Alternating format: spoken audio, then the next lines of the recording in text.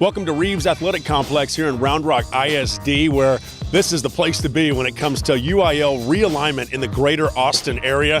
Close to 75 head coaches, probably over 200 coaches altogether, coming right here to not only find out which district they were going to be in, but also, most importantly, who are they going to schedule in non-district play. Let's go to some of the highlights of the day. It's kind of like being in the SEC of Austin. Both Hendrickson and Cedar Ridge went to semifinals. I mean, and Vandergrift's always been good, and Vista Ridge has been very good. So, it's going to be a pretty blue collar and rough little go every single week. It's a tough district, keeping Hendrickson and picking up the Leander schools. And district's going to be starting in a week earlier than it normally does. It's going to be very challenging, but we're up for the challenge. It's a great district. There are 9 teams, so less mathematically chance of making the playoffs. So, and then you look at how many great teams are in that district, and you throw in Hendrickson with the good Round Rock schools. It'll be a bloodbath every single week. And then in addition to 9 teams, you got less time to prepare for the district. And so we got our work cut out for us. But that also is kind of why we do this. So we're excited. Well, we just left a district that just had a state finals and a Final Four. So we're used to good competition, and we felt like we stood toe to toe with good teams, and we are a good team. So we love the challenge, and we'll be ready. I think Pflugerville, Hendrickson off in the distance. Where were they going to fall?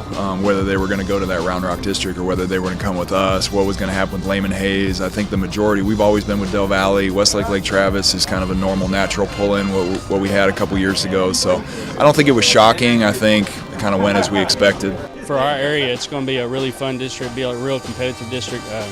Obviously, the 5 of us that were together in the previous district that are all Division I are still together, and then you throw in and add Pflugerville and Manor, and it's going to be a tough fight for 7 weeks. We're going to be competitive. We're going to get after it, and our kids are going to play hard and fight. Yeah, obviously, you got the same guys that we were in district, with before that just did a fantastic job.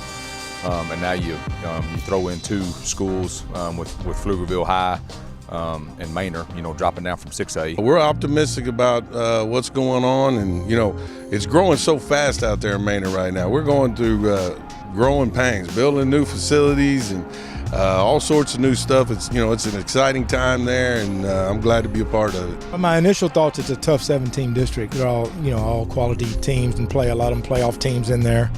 Dropped down from 6A being Pflugerville. Manor coming back into 5A. The issue is trying to find games now. So we're all having a hard time finding Week 4 games, and we're having a hard time finding Week 1 and 4. So it's going to be a struggle trying to avoid the Lake Travises and those teams that are having the same issues. Trying to find games. We played Manor my first 2 or 3 years here at Hutto, and so I'm familiar with their athletes and how they play. And we scrimmaged Pflugerville for 2 or 3 years, so familiar with them also. So they bring a lot of quality back into our district, obviously with Cedar Park and Rouse and Conley and those in Georgetown, obviously. So yeah, it'll be I would think one of the tougher 5A Division I districts in the state.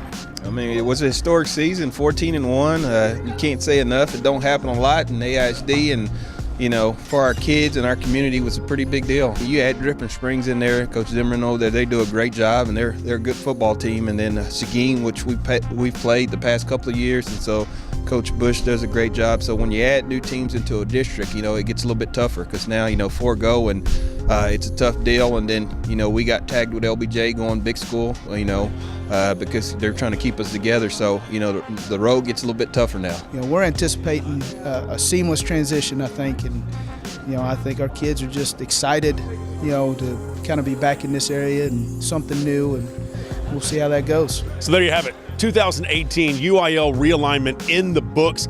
Some interesting setups in a lot of districts in the Austin area, including a couple of 9-team districts. That's going to be a lot of fun this year in Class 6A, but some great districts in 5A as well. So we'll see how it all shakes up.